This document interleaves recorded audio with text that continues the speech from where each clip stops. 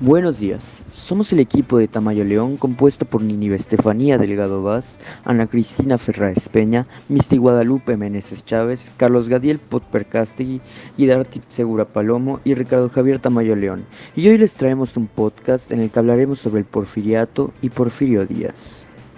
Proceso seguido por Porfirio Díaz para ocupar la presidencia. A finales de 1876, el general Porfirio Díaz, con la excusa del plan de Tuxtepec, venció al gobierno el cual estaba constituido durante este tiempo. Esto lo logró con antiguas alianzas, las cuales él había logrado formar durante las diversas guerras de reforma y la intervención francesa en las que había participado. También con la ayuda de diversos caciques regionales que estaban completamente en contra de los diversos intentos de centralización que había hecho el gobierno, así como con el apoyo de comunidades de campesinos que habían aguantado los intentos de desamortización. Tras su gran victoria militar, terminó por llegar su histórica victoria política. El general Porfirio Díaz convocó al pueblo a elegir un nuevo presidente y él terminó por ganar tales votaciones. Acto seguido de haber ganado las elecciones para la presidencia de la República, Porfirio Díaz organizó los diversos lugares políticos en su gabinete con sus aliados. ¿Qué es el porfiriato? El porfiriato en general viene siendo la época histórica en la que Porfirio Díaz hace con la presidencia de México en 1876, y este mantiene al pueblo mexicano bajo una dictadura hasta que lo terminan por sacar del poder a mediados de 1911. Fueron 34 años en los que el pueblo mexicano vivió sin tener libertad de elección política, y si ellos intentaban tenerla, terminaban por ser asesinados por decisión del presidente Díaz.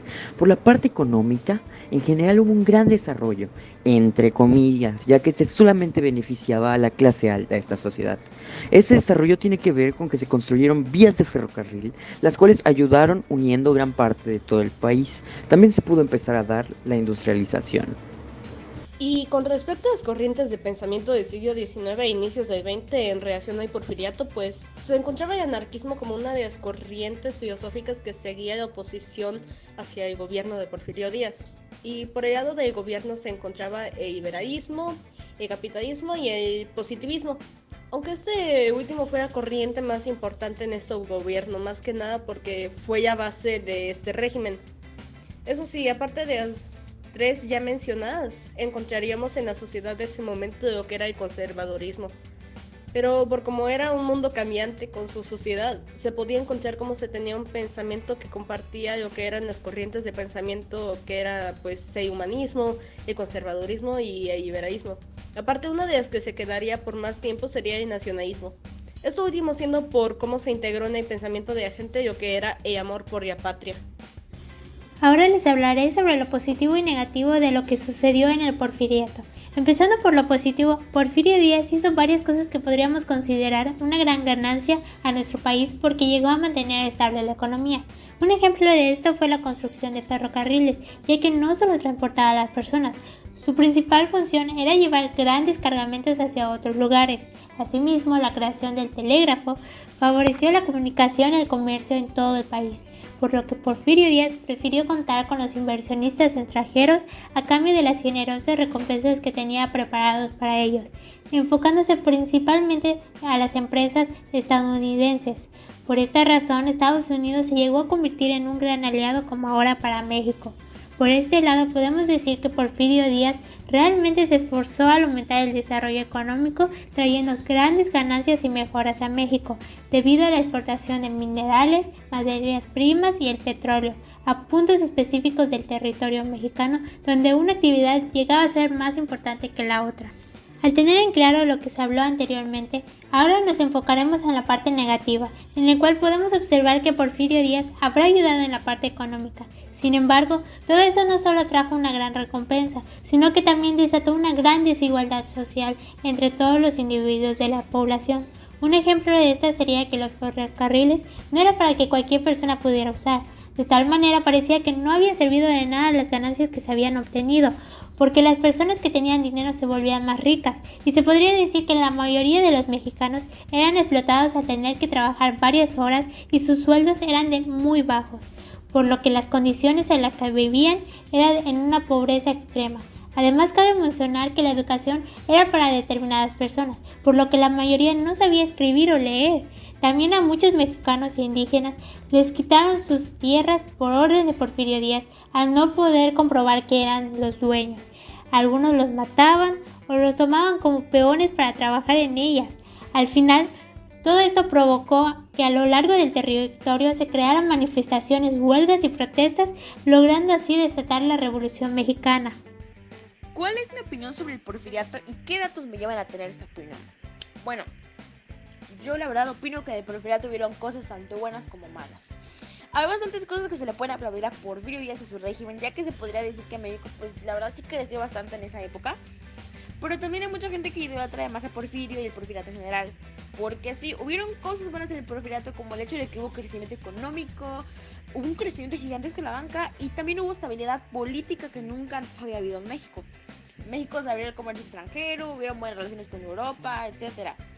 Pero a mucha gente porfirista se le olvida el lado malo, que piensa que el único error de Porfirio fue reelegirse muchas veces, cuando realmente Porfirio fue un dictador, en donde dentro de su dictadura hubieron genocidios contra grupos específicos de la población, que fueron los indios yaquis en Sonora y contra los indígenas mayas en Yucatán. Pero a muchos porfiristas se les olvida esa parte, se les olvida las huelgas de Río Blanco y Cananea. Dicen que el porfiriato fue increíble por el progreso que hubo respecto al ferrocarril, pero también se les olvida que los ferrocarriles no eran ferrocarriles que cualquier persona pudiera usar. Y mucha gente tampoco entiende que personas normales como nosotros no íbamos a vivir bien en esa época, porque claro, la única gente que vivía bien el porfiriato eran las familias cercanas a Porfirio Díaz, los famosos científicos y los caciques políticos de Porfirio Díaz. Y bueno, esas personas eran las únicas personas que vivían bien, pero fuera de esas personas, el mexicano promedio vivía en una situación de precariedad y de pobreza terrible. ¿Hubo cosas buenas en el porfiriato? Claro, ya se mencionó anteriormente. ¿La historia ha sido injusta con Porfirio Díaz en algunos sentidos? Sí, también. Pero de ahí a decir que Porfirio fue el mejor presidente y olvidarse de que fue un genocida, yo la verdad pienso que no. ¿Cuáles son las evidencias que existen del porfiriato en Yucatán? Pues para esto hay que tener en cuenta que el porfiriato tuvo un papel muy importante en cuanto a la producción de nequén, en general en la agricultura y el comercio, ya que Yucatán obtuvo muchas tierras muy grandes, las que supo aprovechar y hacer de estas un factor clave para que Yucatán en menos de 30 años sea uno de los lugares más ricos y prósperos en todo México. Aparte, haciendas muy grandes que pues servían en ese tiempo, ahora mismo las podemos encontrar. Obviamente ya no están en funcionamiento y se encuentran en ruinas, pero pues es parte de nuestra historia y pues es importante informarnos sobre esto. Por último, cabe mencionar que el 4 de noviembre de 1901 el Congreso Nacional hizo el territorio de Quintana Roo, por lo que en esto se modifica la estructura de Yucatán y en los mapas actuales es donde se puede notar este cambio. Entre los principales aspectos del porfiriato que influyeron en México actual se encuentra el impulso a la conectividad que se dio gracias a las líneas telefónicas y la energía eléctrica. Esto dio como resultado que se introdujeran poco a poco las nuevas tecnologías al país. Además, con la construcción del ferrocarril se logró integrar al país y mejorar su comercio y la economía, así como impulsar a la industria minera.